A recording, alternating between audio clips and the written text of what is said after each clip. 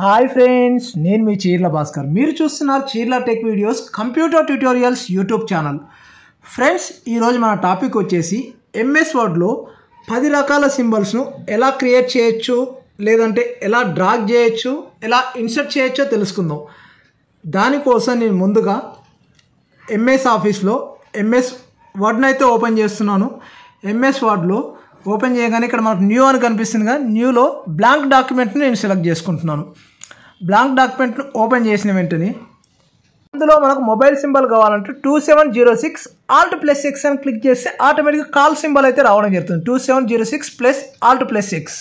ఒకవేళ mobile not allowed symbol రావాలనుకుంటే మాత్రం దానికోసం నేను 1F4F5 Alt+X అని క్లిక్ చేస్తే ఆటోమేటిక్గా మొబైల్ నాట్ అలౌడ్ అనే సింబల్ అయితే రావడం జరుగుతుంది.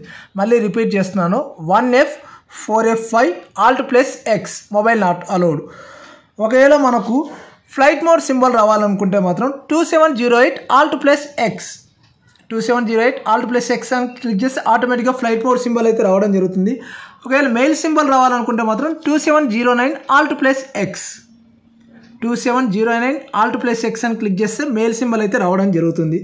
ఒకవేళ మనకు హోమ్ సింబల్ రావాలనుకుంటే E10F Alt+X E10F Alt+X అని క్లిక్ చేస్తే ఆటోమేటిక్గా మనకు ఎంఎస్ వర్డ్లో హోమ్ సింబల్ అయితే రావడం అయితే జరుగుతుంది. దీంతో మనకు సీజర్ సింబల్, కత్తెర సింబల్ రావాలనుకుంటే 2700 Alt+X 2700 Alt+X అని క్లిక్ చేస్తే ఆటోమేటిక్గా కత్తెర సింబల్ వస్తుంది. ఈ కత్తెర సింబల్ను మనం ఎక్కడ యూజ్ చేస్తామంటే ఏదైనా పేపర్ను మనం కటింగ్ చేయాలనుకుంటే ఆ టైంలో మనకు ఈ కత్తెర సింబల్ను అక్కడ ఎంట్రీ చేయడం అయితే జరుగుతుంది. ఇలా ఉంటే ఆటోమేటిక్గా ఈ ప్లేస్లో మనం కట్ చేయాలని అర్థం. ఇప్పుడు ఎంఎస్ వర్డ్లో మనం తెలుసుకునే 7th షార్ట్ కట్ వచ్చేసి వాచ్ సింబల్ కావాలనుకుంటే 231A Alt+X అని క్లిక్ చేస్తే ఆటోమేటిక్గా మనకు వాచ్ సింబల్ అయితే రావడం జరుగుతుంది. 231A Alt+X.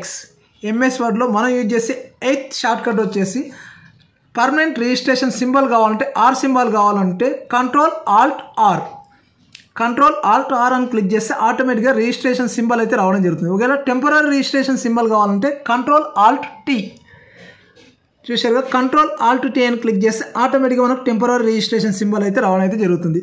ఒకవేళ మనకు పుష్ప డైలాగ్లో పుష్ప సింబల్ రావాలనుకుంటే 1F645 Alt+X మనకు పుష్ప సింబల్ అయితే రావడం జరుగుతుంది.